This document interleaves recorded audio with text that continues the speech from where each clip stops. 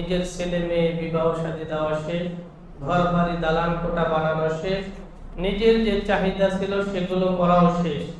এখন কোন রকম একটু মরতে পারলে হয়। আচ্ছা, কোন রকম মরার কোন সুযোগ আছে?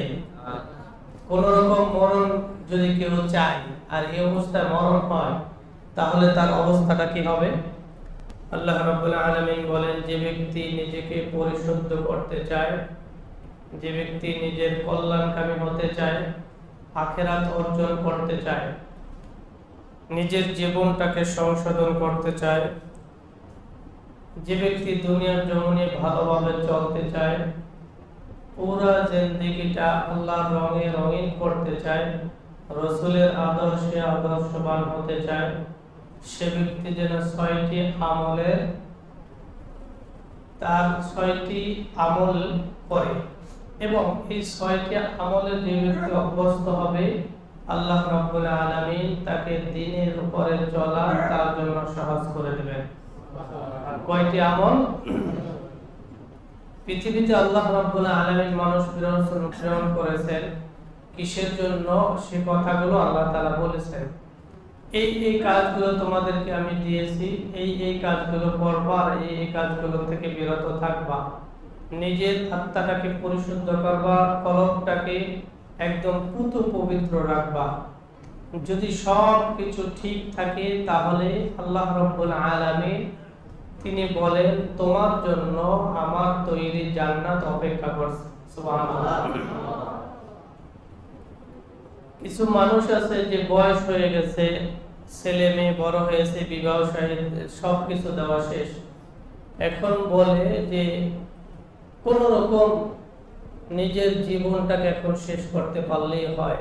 নিজের ছেলে মেয়ে বিবাহ শাদী দেওয়া শেষ, ঘর বাড়ি দালান কোঠা বানানো শেষ, নিজের যে চাহিদা ছিল সেগুলো করাও শেষ। এখন কোন রকম একটু মরতে পারলে হয়। আচ্ছা, কোন রকম মরার কোন সুযোগ আছে? কোন রকম মরণ যদি কেউ চায় আর এই অবস্থায় মরণ হয়, তাহলে তার অবস্থাটা কি হবে? আল্লাহ তাআলা বলেন, ওয়ালা তামুতুন্না ইল্লা ওয়া আনতুম মুসলিমুন। কিন্তু কিছু মানুষ আছে বলে যে কোন রকম একটু মরতে পারলেই হয়। কোন রকম আপনি চেষ্টা করেন আরো কিছুদিন বেঁচে থাকতে, তাহলে দুনিয়ার অনেক কিছু দেখতে পাবেন, অনেক কিছু খেতে পারবেন, নিজের পরিবারকে সময় দিতে পারবেন। প্রয়োজন হলে নিজেকে বলেন আত্মীয় স্বজনকে, আমাকে বাঁচানোর জন্য যা যা করা আরো কিছুদিনের জন্য বাঁচিয়ে রাখো। কিন্তু কেউ যেন কোন রকম মৃত্যুবরণ করতে না যায়, তাহলে কিন্তু ফেরেশতার মায়ের একটাও শরীরের বাহিরে পড়বে না। কারণ আল্লাহ তাআলা বলেছেন, ওয়ালা তামুতুন্না ইল্লা ওয়া আনতুম মুসলিমুন। তোমরা পরিপূর্ণ মুসলমান হয়ে তারপরে আমার কাছে আসো, তারপরে কবরে আসো, তারপরে মৃত্যু কামনা করো, আল্লাহর কাছে তারপরে সাক্ষাতের আশা করো। এর আগে কোন রকম নিয়ে তুমি কবরে এসো না, তাহলে কিন্তু এই কোন রকম দ্বারা তোমার কোন রকম শাস্তির থেকে তুমি রেহাই পাবে না। কথা বলে ঠিক কিনা? আল্লাহ বলেছেন, ওয়ালা তামুতুন্না ইল্লা ওয়া আনতুম মুসলিমুন। এজন্য কোন রকম মরার কোন সুযোগ আছে নাকি? কোন রকম মরার কোন সুযোগ নাই, এই চিন্তাও আপনারা কেউ করবেন না। প্রয়োজনে কোন রকম কিছুদিন বেঁচে থাকেন দুনিয়ায়, তাও আপনার জন্য অনেক ভালো। কিন্তু কোন রকম মরতে গেলে এটা কিন্তু কবর থেকেই বিপদ শুরু হয়ে যাবে। সেজন্য আল্লাহ রাব্বুল আলামিন বলেন, 6টি আমলে যে ব্যক্তি আল্লাহওয়ালা নিজেকে বানাতে চায়, আল্লাহর সান্নিধ্য চায়, সে যেন 6টি আমল করে। কয়টি আমল? সবাই বলেন, কয়টি আমল? 1 নাম্বার, সে যেন তাহাজ্জুদ নামাজ পড়ে, কিয়ামুল লাইল। তাহাজ্জুদের মূল নামটা কি? কিয়ামুল লাইল, রাতের নামাজ। কিয়ামুল লাইল, রাসূল আকরাম সাল্লাল্লাহু আলাইহি সাল্লাম তিনি এমন কোন দিন, এমন কোন রাত বাকি যায় নাই যে আল্লাহর রাসূল কিয়ামুল লাইল করেন নাই। সুবহানাল্লাহ। যে রাসূলকে আল্লাহ রাব্বুল আলামিন এত ভালোবেসেছেন, যাকে আল্লাহ রাব্বুল আলামিন সর্বশ্রেষ্ঠ ইমামুল মুরসালিন, খাতামুন নবিয়্যিন নামে ভূষিত করেছেন, তিনি প্রতিটি রাত্রে আল্লাহ রাব্বুল আলামিনের জন্য দাঁড়িয়ে যেতেন। আল্লাহ রাব্বুল আলামিন বলেন, ওমিনাল লাইলি ফাতাহাজ্জাদ বিহি নাফিলাতাল লাক আসা আন ইয়াবআসাকা রাব্বুকা মাকামান মাহমুদা। ওমিনাল লাইলি ফাতাহাজ্জাদ বিহি নাফিলাতাল লাক, আল্লাহর রাসূলকে ফরজ নামাজের পরে তাহাজ্জুদ নামাজটা পড়া আবশ্যক করে দিয়েছেন এবং আল্লাহ রাসূল সাল্লাল্লাহু আলাইহি সাল্লাম প্রতিনিয়ত তাহাজ্জুদের জন্য দাঁড়াতেন। এখন আমাদের অবস্থাটা কি? আপনি প্রতিদিন না পারেন, সপ্তাহে একদিন পড়েন, একদিন মাসে 2 দিন, বছরে 10 দিন, এরকম অভ্যাস করেন। যারা একদম উঠতেই পারেন না, বছর বছর শেষ হয়ে যায় কিন্তু তাহাজ্জুদ নামাজ কখন পড়েছেন নিজেরও মনে নাই, অথচ অনেক খেলাধুলার জন্য, দুনিয়াবি কাজের জন্য রাত জেগেছেন, আছে না নাই? রাত জেগে জেগে খেলা দেখেছেন, রাত জেগে জেগে নিজের কাজকর্ম করেছেন, সারা রাত জেগে জেগে দারোয়ানগিরি করে রাস্তা পাহারা দিয়েছেন, দোকানপাট পাহারা দিয়েছেন, অন্যের বাড়ি পাহারা দিয়েছেন, কিন্তু নিজের কবরের জন্য একটা রাত জাগেন না। এরকম লোক আছে না নাই? এই ধরনের লোক যারা আছে, আপনি সপ্তাহে একদিন পড়েন, সপ্তাহে না পারলে 15 দিনে একদিন পড়েন, তাও পড়েন। কারণ রাসূল সাল্লাল্লাহু আলাইহি সাল্লাম বলেছেন, তাহাজ্জুদ নামাজ যে ব্যক্তি পড়বে আল্লাহ রাব্বুল আলামিনের নৈকট্য হাসিল তার জন্য সহজ হয়ে যাবে এবং আল্লাহর দরবারে ওলি হিসাবে বিবেচনা এবং আল্লাহর কাছে ওলি হিসাবে সাব্যস্ত হবে যে ব্যক্তি নিয়মিত আল্লাহর জন্য তাহাজ্জুদ নামাজ পড়ে। সুবহানাল্লাহ। আমরা যারা আছি মোটামুটি মাঝে মধ্যে উঠি, তারা সপ্তাহে 2 দিন উঠি, 3 দিন উঠি, মাসে 10-12 দিন চেষ্টা করি। আজকে 2 রাকাত পড়ছেন, কালকে পরের দিন উঠে বা পরের সপ্তাহ উঠে 4 রাকাত পড়ি, পরের সপ্তাহ উঠে 6 রাকাত, অন্তত 2 রাকাত পড়ি। আল্লাহর পয়গম্বর সাল্লাল্লাহু আলাইহি সাল্লাম বলেন, যারা একেবারেই উঠতে পারবে না, এরকম তোমার একদম কনফিডেন্স যে তুমি উঠতে পারবে না, কখনোই পারবে না, তারা অন্তত এশার নামাজের পরে, সুন্নাত বিতরের পরে আরো 2-4 রাকাত তাহাজ্জুদ নিয়ত করে তারপর করে ঘুমাও। তাহলে আল্লাহ রাব্বুল আলামিন তোমাদের এই নামাজটা তাহাজ্জুদ হিসাবে কবুল করে নেবেন। সুবহানাল্লাহ। তো যারা একেবারেই রাত জাগতে পারে না, আচ্ছা আমরা এই যারা ঢাকা থাকি, কমপক্ষে 12টা 11টা 12টা ছাড়া তো কেউ বিছানায় যেতে পারি না, যাই কাজে হোক, কাজ ছাড়া হোক, প্রয়োজন হোক অপ্রয়োজন হোক, 11টা 12টা ছাড়া কেউ তো মনে হয় বিছানায় যেতে পারে না। তো 9টা 10টা থেকে যে আরো 2-3 ঘন্টা আমরা জেগে থাকি, 10 মিনিট আল্লাহর জন্য খরচ করা যায় না? চেষ্টা করলে সবই সম্ভব। এজন্য আল্লাহ রাব্বুল আলামিন বলেন, ওমিনাল লাইলি ফাতাহাজ্জাদ বিহি নাফিলাতাল লাক আসা আইয়াবআসাকা রাব্বুকা মাকামান মাহমুদা। হে রাসূল, আপনি তাহাজ্জুদের সময় দাঁড়িয়ে যান, আমার জন্য আপনি নামাজে দাঁড়িয়ে যান। আল্লাহ রাসূল সাল্লাল্লাহু আলাইহি সাল্লাম তিনি নামাজে প্রতিনিয়ত দাঁড়িয়ে যেতেন। এমনকি হযরত আয়েশা সিদ্দিকা রাদিয়াল্লাহু তাআলা আনহা তিনি বর্ণনা করেন, রাতের নামাজে যখন রাসূল দাঁড়াতেন, যখন সিজদায় যেতেন, মনে হয় এত লম্বা সিজদা দিতেন, যতটুকু তিলাওয়াত করতেন যতটুকু সময়, ততটুকু সময় আল্লাহ রাসূল রুকুতে থাকতেন, যতটুকু রুকুতে থাকতেন ততটুকু সিজদায় থাকতেন। সুবহানাল্লাহ। মাঝে মধ্যে আয়েশা রাদিয়াল্লাহু তাআলা আনহার মনে হতো মনে হয় রাসূল জীবিত নাই, এজন্য মাঝে মধ্যে তার পায়ে চিমটি কাটতেন। যখন পা নাড়া দিতেন তখন তিনি বলেন যে যখন পা নাড়া দিতেন তখন আমি মনে করতাম না রাসূল জীবিত আছেন। সুবহানাল্লাহ।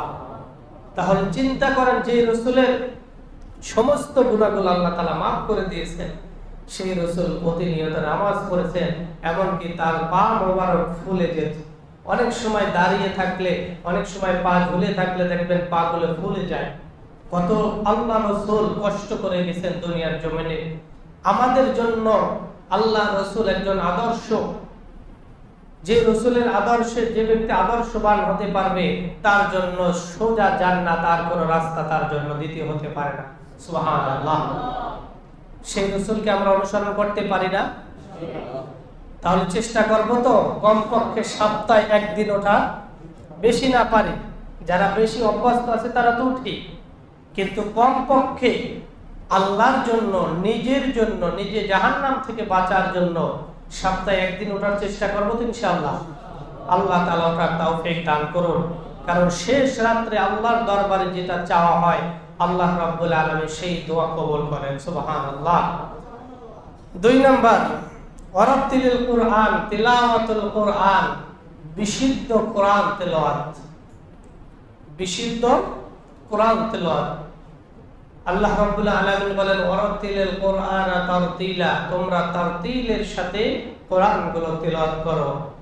এমন তেলাওয়াত নয় যেই তেলাওয়াতের মাধ্যমে আল্লাহ তাআলা তোমাদের উপর লানত করে, এমন তেলাওয়াত নয়।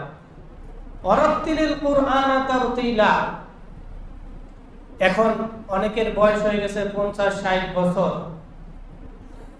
কোরআন শরীফ জানি না, চেষ্টা তো করতে পারি শেখার জন্য। চেষ্টার তো কোনো বয়স নাই, নাকি আছে? আপনি 60 বছরের পরেও যদি আপনি আরো 20 বছর দেখেন আপনি নিজে এই কাজটা করবেন, এই বিল্ডিংটা করবেন। আমাদের এক হুজুর একটা ঘটনা বলেছিলেন, এক 80 বছরের বৃদ্ধ, মানে বয়স হয়ে গেছে অনেক, 80 বছর, তো সেই লোক আর একজনের থেকে একটা লিজ নিচ্ছে 100 বছরের। কত বছরের? তার বয়স কত?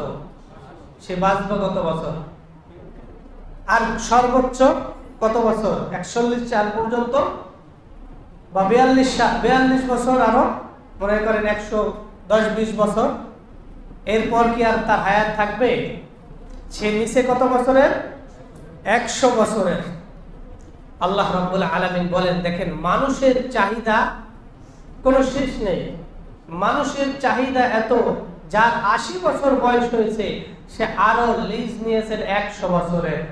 তার মানে এই দুনিয়া তার ভিতরে এতভাবে ঢুকে গেছে যে তার যে দাড়ি চুল পেকে তার মাজা কোমর যে একাকার হয়ে যাচ্ছে, এর পরেও তার দুনিয়ার চাহিদা শেষ হয় নাই।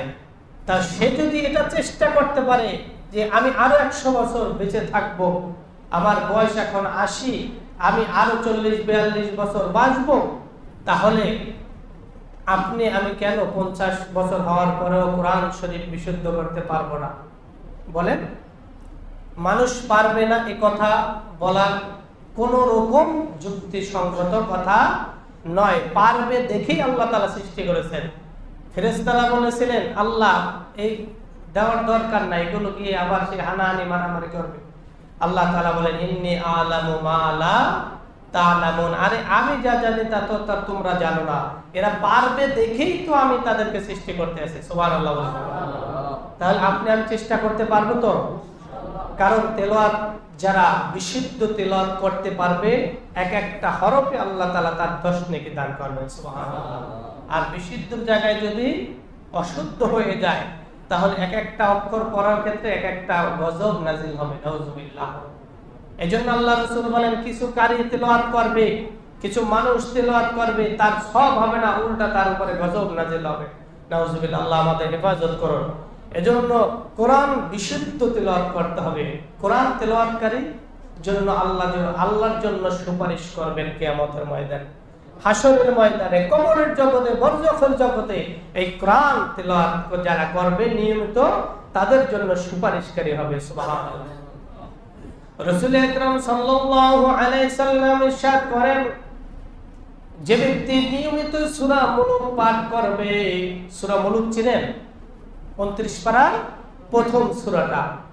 যে ব্যক্তি নিয়মিত সূরা ইশার নামাজ পড়ে সূরা মুলুক পাঠ করবে, আল্লাহ রাব্বুল আলামিন বলেন, রাসূল আমাদেরকে জানিয়ে দিয়েছেন ওই ব্যক্তির জন্য হাসরের ময়দানে কবরে রাখার সাথে সাথে যখন ফেরেশতারা সওয়াল জবাব করার জন্য আসবে, তখন সূরা মুলুক এক পাশে দাঁড়িয়ে যাবে।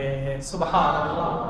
মুলুক সূরা সুপারিশ করবে এবং রোজা সুপারিশ করবে, দুইজন দুই পাশে দাঁড়িয়ে যাবে। আল্লাহ দিনের বেলা একে অভুক্ত রেখেছিলাম, খেতে দেই নাই। রোজা বলবে দিনের বেলায় তাকে আমি অভুক্ত রেখেছিলাম, খেতে দেই নাই। আর কোরআন বলবে এশার নামাজের পরে আমি প্রতিনিয়ত আমাকে তেলাওয়াত করেছে, অতএব আল্লাহ এই বান্দাকে আপনি জাহান্নামে দিতে পারবেন না। সুবহানাল্লাহ।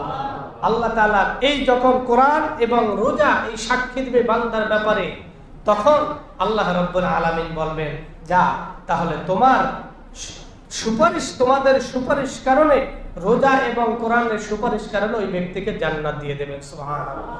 তাহলে কোরআন তেলাওয়াত করে আমরা শিখতে পারবো না?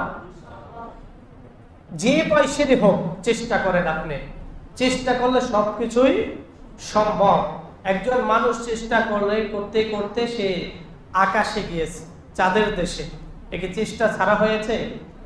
একদিনে হয়েছে? অনেক দিন চেষ্টা করার পরে সফল হয়েছে। এজন্য আমাদের চেষ্টা করতে হবে তেলাওয়াতটা যেন বিশুদ্ধ হয়। যে ব্যক্তি নিয়মিত সূরা মুলক পাঠ করতে পারবে, আল্লাহ রাব্বুল আলামিন তাকে এই মুলুকে উসিলা করে তাকে জাহান্নাম থেকে মুক্তি করে জান্নাত দিয়ে দেবেন। সুবহানাল্লাহ। এজন্য 2 নম্বরে কি? বিশুদ্ধ কোরআন তেলাওয়াত।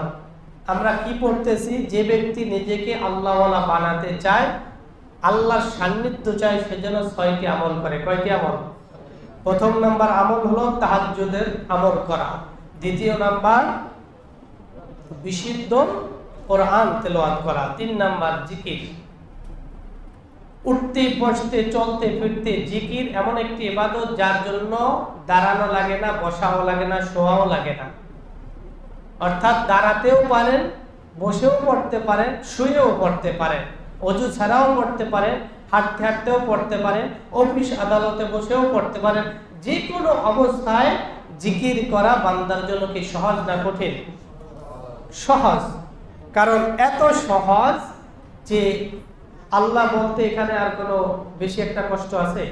সুবহানাল্লাহ, আল্লাহু আকবার, আলহামদুলিল্লাহ, লা ইলাহা ইল্লাল্লাহ, লা হাওলা ওয়ালা কুওয়াতা ইল্লা বিল্লাহ। এই যে জিকিরগুলো, এগুলো করতে খুব একটা কষ্ট হয়? উঠতে বসতে করা সম্ভব না? আল্লাহ রাব্বুল আলামিন বলেন, ইন্নামাল মুমিনুনাল্লাযীনা ইযা যুকিরাল্লাহ ওয়াজিলাত কুলুবুহুম। যখন বান্দা আল্লাহর জিকির করে তাদের অন্তরটা বিগলিত হয়ে যায়। সুবহানাল্লাহ। অন্তরটা কোমল হয়ে যায়, নরম হয়ে যায়, মসৃণ হয়ে যায়। ইন্নামাল মুমিনুনা ইযা যুকিরাল্লাহ। যখন মুমিনরা আল্লাহর জিকির করে, আল্লাহর জিকির আরম্ভ করে, শুরু করে, ওয়াজিলাত কুলুবুহুম, কলবটা বিগলিত হয়ে যায়, অন্তরটা নরম হয়ে যায়, আল্লাহর জন্য ধ্যান হয়ে যায়। এজন্য আপনার পুরো অনুষ্ঠান করে জিকির করতে হবে না, লাফালাফি ফালাফালের দরকার নাই। আপনি একা একা নির্জনে বসে উঠতে বসতে যে কোনো সময় আপনি মুখে মুখে রাখেন আল্লাহ আল্লাহ আল্লাহ, সুবহানাল্লাহ, আলহামদুলিল্লাহ। কষ্ট আছে? রাসূল কারীম সাল্লাল্লাহু আলাইহি সাল্লাম জিকির বেশি ভালোবাসতেন। এজন্য আল্লাহ রাসূল সাল্লাল্লাহু আলাইহি সাল্লাম 4টি জিকির বেশি করতেন। কয়টি? কয়টি জিকির? 4টি জিকির। সুবহানাল্লাহ পড়ে, আলহামদুলিল্লাহ, ওয়ালা হাওলা ওয়ালা কুওয়াতা ইল্লা বিল্লাহ, আল্লাহু আকবার। আবার অন্য জায়গায় আছে সুবহানাল্লাহ, আলহামদুলিল্লাহ, লা ইলাহা ইল্লাল্লাহ, আল্লাহু আকবার।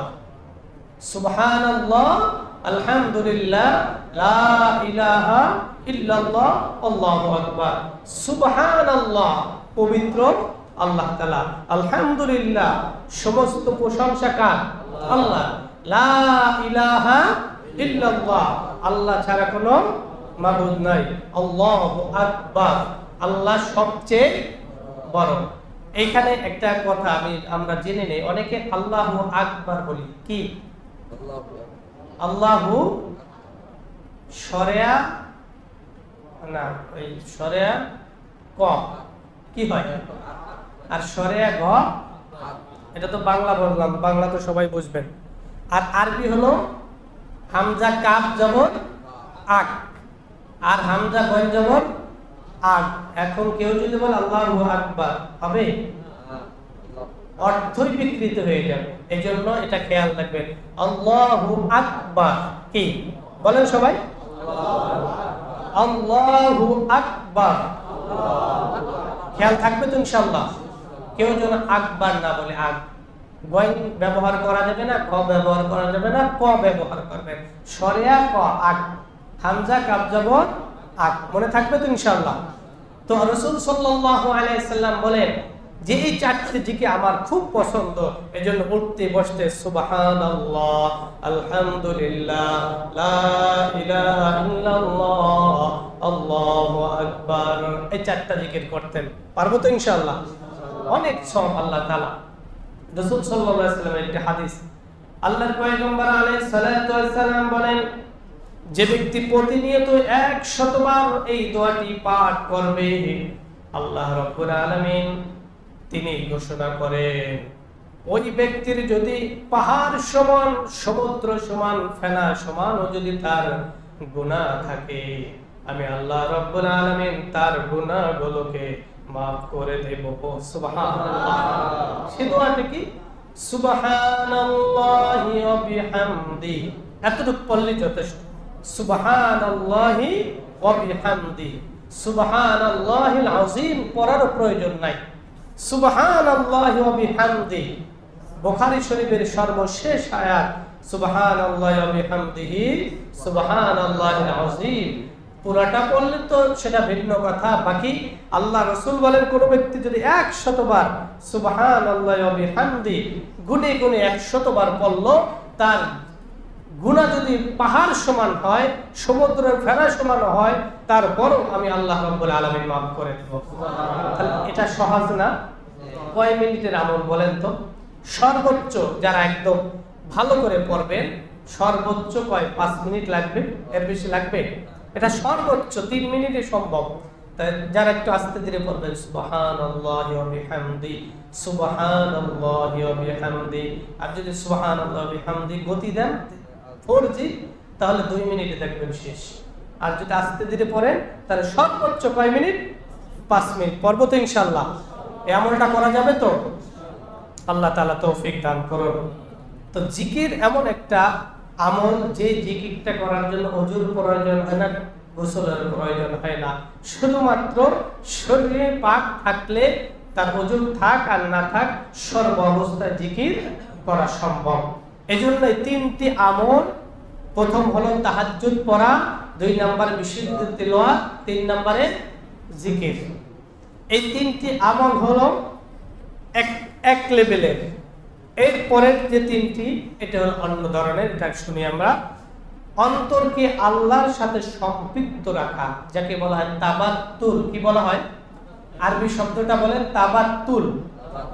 আল্লাহর সাথে সম্পর্কিত হওয়া, তার সাথে সম্পর্ক জুড়ে রাখা। আল্লাহর সাথে যারা সম্পর্ক রাখবে, আল্লাহর সাথে যে ব্যক্তি সম্পর্কিত হতে পারবে, সে আর জাহান্নামে যাওয়ার কোনো সুযোগ আছে? নাই। এজন্য রাসূল সাল্লাল্লাহু আলাইহি সাল্লাম বলেন, আল্লাহ তাআলা নিজে বলেন যে ব্যক্তি আমার দিকে হেঁটে হেঁটে আসলো, 1 পা 2 পা করে করে আমার কাছে আসলো, আমি আল্লাহ তার দিকে দৌড়ে চলে আসলাম। সুবহানাল্লাহ। আমি যাব হেঁটে, আল্লাহ আসবেন কি? দৌড়ে। আমি যদি দৌড় দিই তাহলে আল্লাহ কি দৌড় দিবেন? এজন্য আল্লাহ তাআলা বলেন, একটা পা করতে করতে যখন তুমি আমার দিকে অগ্রসর হও, আমার ইবাদতের দিকে অগ্রসর হও, আমি আল্লাহ রাব্বুল আলামিন তোমার দিকে দৌড়ে যাই, তোমাকে সেই কাজটা করা সহজ করে দেই। সুবহানাল্লাহ। এজন্য আল্লাহর সাথে সম্পর্ক রাখার জন্য পারবো তো? সবাই চেষ্টা করবো তো ইনশাআল্লাহ? কারণ এই দুনিয়ায় যার সাথে যে সম্পর্ক রাখেন, বিপদে পড়বেন, দেখবেন আপনারে আর চিনবে না। যত ক্ষমতা হোক, ক্ষমতার যত বড় কথা বলেন, যত অহংকারী কথা বলেন, একটা কিছু ভাইরাল হলে দেখবেন আপনি আর ওই পদে নাই। আছে? ওই পদ থেকে কি করবে? আপনাকে লাঞ্ছিত, অপমানিত করে দূর করে দেবে। তখন আপনাকে চিনবে না। অথচ আপনি দেখবেন নিজের জীবনকে উৎসর্গ করেছেন তার জন্য, সেও আপনাকে চিনবে না। আর আল্লাহ তাআলা বলেন, যে ব্যক্তি আমার সাথে সম্পর্ক রাখবে, দুনিয়ার সবাই যদি তার থেকে আলাদা হয়ে যায়, আমি আল্লাহ তার থেকে কখনোই আলাদা হব না। সুবহানাল্লাহ। তাহলে এখন কার সাথে সম্পর্ক রাখবেন, এটা আপনারা চিন্তা করেন। কার সাথে রাখবেন? না দুনিয়ায় অমুকের তমুকের সাথে? যার সাথেই রাখুন, বিপদে পড়ে দেখেন তখন আপনি আল্লাহ ছাড়া কাউকে আপনি কাছে পাবেন না, এমনকি স্ত্রী পরিবার কেউ পাবেন না। নজির অহরহ আছে, আর বেশি দূর যেতে হবে না, আমাদের দেশে আছে, আছে না নাই? এই জন্য নিজের জীবন, নিজের যৌবন, নিজের ভবিষ্যৎ, নিজের পরকাল, নিজের বেহেশত, নিজের জাহান্নাম, কি কোথায় যাবেন, কি করলে যাবেন, সব কিছু হিসাব নিজের করতে হবে। আপনার হিসাব আরেকজন করে দিতে পারবে না। আপনাকে অনেক হিসাব দুনিয়ায় মিলাতে পারবে, মিলিয়ে দিবে, কিন্তু এক জায়গায় সকলেই ধরা, যেখানে আল্লাহ রসুল ছাড়া কেউ হিসাব মিলাতে পারবে না। ঠিক কিনা? পারবে? এই জন্য যার সাথে সম্পর্ক রাখলে আমার দুনিয়াও সফল, আখেরাতেও সফল। সম্পর্ক তার কাছে রাখা ভালো না? এই জন্য আল্লাহর কাছে আমরা সম্পর্ক রাখবো। 4 নাম্বার। 5 নাম্বার, আল্লাহর উপর ভরসা, যার আরবি অর্থ তাওয়াক্কুল। কি বলেন? তাওয়াক্কুল, আল্লাহর উপরে ভরসা। সমস্ত কিছুর মূল, সমস্ত কিছুর ক্ষমতা কার কাছে? তার ভরসা রাখতে হবে কার কাছে? না আমার নেতার কাছে। নেতা আমাকে বাঁচাবে, বিপদে পড়লে ওই নেতাই তো দৌড়ের উপরে থাকবে, তোমারে ধরবে কখন? আরে নেতা বাদ দাও। আল্লাহ রাব্বুল আলামিন বলেন কিয়ামতের ময়দানে মা বলবে আমি বিবাহ বসি নাই, তোমার নেতাও বলবে যে তুমি আমার কর্মী ছিলা না। কিসের কর্মী? তোমারে দেখলাম যে অমুকের দলের কাছে গেছো, অথচ তার পোস্টার সহ আছে, তারপর অস্বীকার করে। আছে না নাই? দুনিয়ায় তো আপনাকে ভরসা কার উপরে করবেন? নাকি নেতার উপরে? কোন নেতা খাতা দিয়ে কাজ হবে না, সবাই দৌড়ের উপরে থাকবে। ক্বাল আল্লাযীনা কাফারু রব্বানা আরিনাল্লাযীনা আদাল্লানা মিনাল জিন্নি ওয়াল ইনস। জিন এবং ইনসানগুলো সেদিনকার বলবে আল্লাহ যারা আমাদেরকে পথভ্রষ্ট করেছে ওই সমস্ত নেতাদেরকে ধরে নিয়ে আসেন। যারা আমাদের বড় বড় বিল্ডিং এর লোভ দেখিয়েছিল, অর্থের লোভ দেখিয়েছিল, ক্ষমতার লোভ দেখিয়ে আমাদেরকে বিভ্রান্ত করেছিল, তাদেরকে নিয়ে আসেন। তাহতা মিন আকদামিনা মিনাল আসফালিন, তাদেরকে পিষ্ট করে তারপরে আমরা জাহান্নামে যাব, তাদেরকে নিয়ে যাব। এই জন্য হিসাব করে দুনিয়ায় চলবেন। কার সাথে চললে দুনিয়াও ঠিক থাকবে, আখেরাতেও ঠিক থাকবে, আল্লাহ খুশি হবে, আল্লাহ রসুলও খুশি হবে, তাকে বন্ধু বানান, তার উপরে ভরসা করেন। না হয় অন্য কোনো ভরসা দিয়ে আপনার কোনো লাভ হবে না। সব দেখবেন আপনার থেকে বিপদে পড়লে আলাদা হয়ে যায়। এজন্য আল্লাহ রাব্বুল আলামিন বলেন কুল্লা ইউসিবানা ইল্লা মা কাতাবাল্লাহু লানা ওয়া মাওলানা ওয়া আলাল্লাহি ফালইয়াতাওয়াক্কালিল মুমিনুন। তোমার যা আছে তকদিরে, তোমার যা কপালে আছে, তুমি তার বেশি কিছুই পাবা। কুল্লা ইউসিবানা ইল্লা মা কাতাবাল্লাহু লানা, যা আল্লাহ লিপিবদ্ধ করেছেন এক চুল পরিমাণ তুমি বেশি পাবা না। হুয়া মাওলানা, অভিভাবকত্ব গ্রহণ করো তাকে যে তোমাকে খাওয়ায়, যে তোমাকে রিজিক দেয়, যিনি তোমাকে হায়াত দিয়েছে, আবার যিনি মৃত্যুবরণ করেছে। হুয়া মাওলানা ওয়া আলাল্লাহি ফালইয়াতাওয়াক্কালিল মুমিনুন। আর মুমিনরা তো আল্লাহর উপরে ভরসা রাখাই উচিত। এজন্য আমরা ভরসা রাখবো কার উপরে? কার উপরে রাখবো? আল্লাহ রাব্বুল আলামিনের উপরে, যিনি আমাদেরকে বাঁচাবেন কোথা থেকে? দুনিয়ার ক্ষতি থেকেও, জাহান্নামের শাস্তি থেকেও। আল্লাহ তাআলা আমাদের আল্লাহর উপরে ভরসা রাখার তৌফিক দান করুন। 6 নম্বরে ধৈর্য, সবর। ধৈর্য এমন একটা গুণ, যার ভিতরে যত ধৈর্য সে তত বেশি সফল। আচ্ছা, কিছু কাজ আছে না, ওই যে তার চিকন চিকন তারের, ওটা যদি ধৈর্য না হয়, সে যদি সবর ওয়ালা না হয়, সে ওই জিনিসটা ঠিক করতে পারবে কখনো? কারণ ওই কাজটা এত সূক্ষ্ম কাজ, ওটা করতে তার এত সবর লাগবে যে তাকে 10টা মশা এক লাগে কামড় দিছে, অথচ সেটা ধরছে, এখন লাগাবে, এখন ছেড়েও দিতে পারছে না, মশাও মারতে পারছে না, মশার কামড় সে সহ্য করে কিন্তু ওই জিনিসটা লাগান। এটার নাম হলো কি? সবর। আর এই যারা সবর করতে পারবে, আল্লাহ তাআলা বলেন আমি তাদের সাথেই আছি। সুবহানাল্লাহ। ইয়া আইয়ুহাল্লাযীনা আমানুসবিরু ইয়া আইয়ুহাল্লাযীনা আমানুস্তাঈনু বিস-সাবরি ওয়াস-সালাহ ইন্নাল্লাহা মা'আস-সাবিরিন। যারা ধৈর্যশীল হবে ধৈর্য ধারণ করতে পারবে। আল্লাহ তাআলা বলেন ইন্নাল্লাহা মা'আস সাবিরিন, ওই ধৈর্যশীলদের সাথে আমি আছি। সুবহানাল্লাহ বলেন। তাহলে আল্লাহ কাদের সাথে থাকেন? ধৈর্যশীলদের সাথে থাকেন। আল্লাহ তাআলা অন্য আয়াতে বলেন ইয়া আইয়ুহাল্লাযীনা আমানুসবিরু ওয়া সাবিরু ওয়া রাবিতু ওয়াত্তাকুল্লাহ লাআল্লাকুম তুফলিহুন। হে মুমিনরা, তোমরা ধৈর্য ধারণ করো, ধৈর্যের কাজে ধৈর্য ধারণ করো। আল্লাহ তাআলা বলেন দেখো, একে অপরের সাথে প্রতিযোগিতা করো। কিসের প্রতিযোগিতা? ওয়াসাবিরু ওয়া রাবিতু। কিসের? আল্লাহ তাআলা বলেন প্রতিযোগিতা করো শত্রুর মোকাবেলায়। শত্রুর মোকাবেলায় তোমরা কঠোরতা অবলম্বন করো।